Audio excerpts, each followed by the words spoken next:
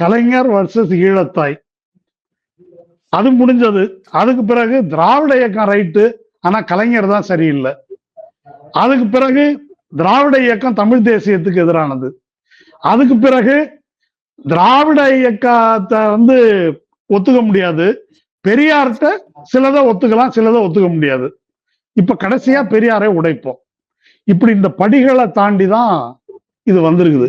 இந்த படிகளை தாண்டி இது வரும்போது இதை நாம் எப்படி எதிர்கொண்டோம் என்பதை பெரியாரிய இயக்கத்தினர் தீவிரமா யோசிச்சு பார்க்கணும். இப்ப வருத்தப்பட்டு சொல்றாங்க, நாங்க தமிழ் மக்களுக்கு துரோகம் செய்து விட்டோம், இப்படி ஒரு மோசமான நபரை நாங்க வளர்த்து விட்டுட்டோம் அப்படின்னு சொல்றாங்க. உண்மையிலே வருத்தப்பட்டு தான் சொல்றாங்க. வருத்தப்படுவதால் பயனில்லை, நாம் என்ன செய்திருக்கிறோம், இதன் காரணமா தான் சீமான் என்ற சக்தி வளர முடிஞ்சிருக்குது. அதனாலதான் இன்னைக்கு ஏன் அன்றே பேசவில்லை அப்படின்னு சீமானால கேட்க முடியுது.